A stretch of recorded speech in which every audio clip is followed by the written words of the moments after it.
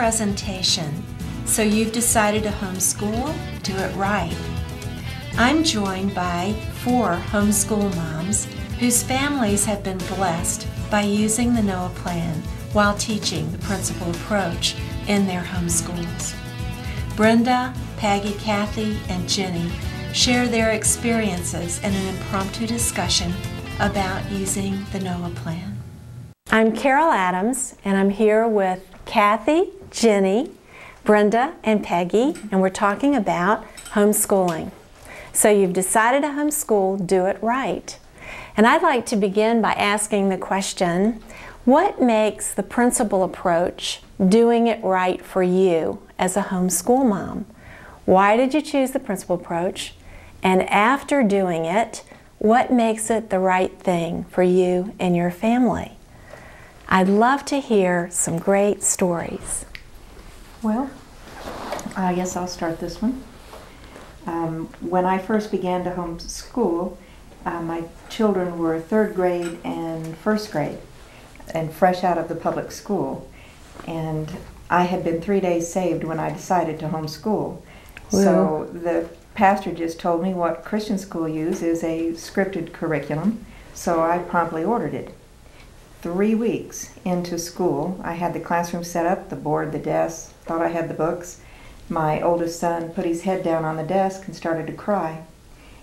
And I knew that I was dismal at what I was doing, but it just crushed me, the reaction I got, and he said, I thought this was going to be different than public school. And that really crushed me.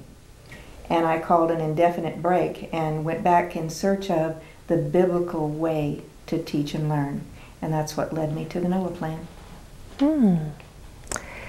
So many times I hear homeschool moms talk about teaching by principles and the liberation that it brings to be principle-driven in your teaching rather than to be fact-feeding, force-feeding facts. Do you find that in your homeschooling? Do you find that liberation in using a principle approach? How, Kathy? Definitely. My oldest son, who is now 26, we've been homeschooling about 22 years, something like that. At the beginning, you could not buy teachers' manuals. You could only buy students. Things were very restricted.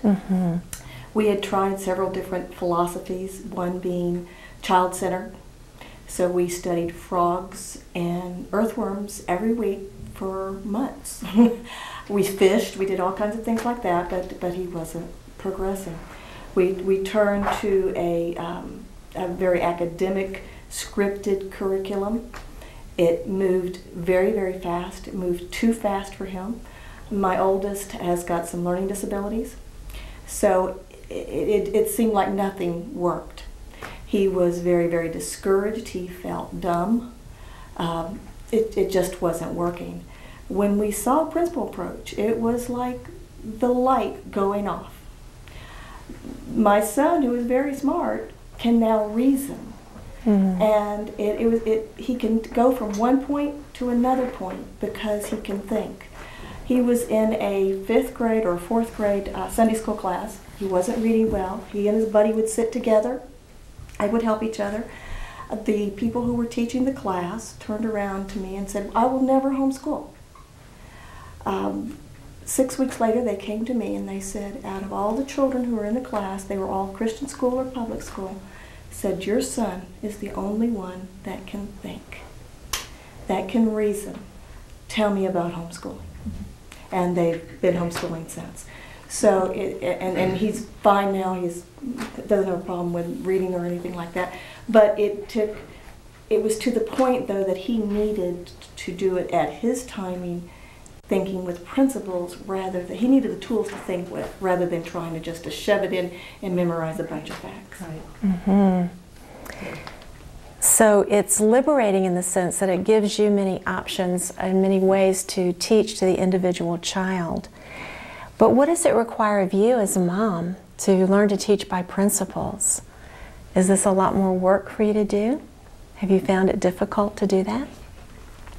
Well, for me, I had to totally renew my mind first. And it's recommended from FACE, from everyone, to start with the self-directed study. Yes. And that was wonderful for me because I wasn't seeing the fruit in my children. And I've homeschooled them forever. They've never gone to school. And for all the effort and the prayers and the talking about the Bible and studying it, I just wasn't seeing their reasoning and their thinking. So when I did the self-directed study, I began to realize that the methodology that I was using was not Christian. And so in doing that, I was just really able then to start thinking and using the right Christian methods. And then I took that self-directed study and taught the children. And I called it a logic class, and that was a lot of fun. That's a great idea. Well, I had to explain to them why I was taking everything that I had and starting all over again with new curriculum. Mm-hmm. And so you did the complete self-directed study. Yes.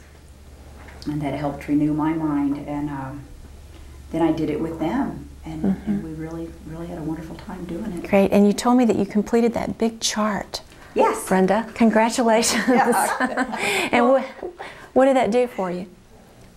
I think it taught me how to use the 4 R's. How to do the research, the reasoning, the relating, the recording. And instead, I guess because of my own education, I was just used to kind of filling in the blank or doing the matching, and I was so worried about getting the right answer. It was like a breakthrough, really. I had to read the self-directed study a couple times and answer the questions.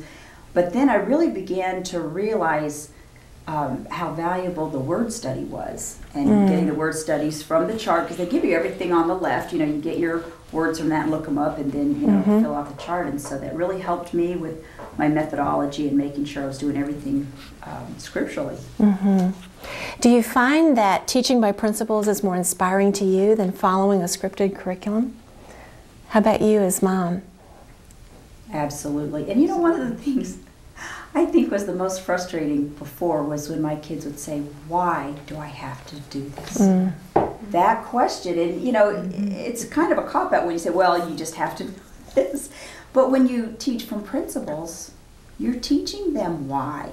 And they appreciate that, especially as they get older. And I don't want them doing things just to be doing it. I want them to start in the Word so that they know, so that you're getting the principles in the Word. So when they get older, when their education, you know, their high school years are all finished, when they have financial problems, they'll go to the Word. When they have marriage problems, they'll go to the Word. And so you're laying a foundation in them because of teaching from principles that's going to affect them their whole life.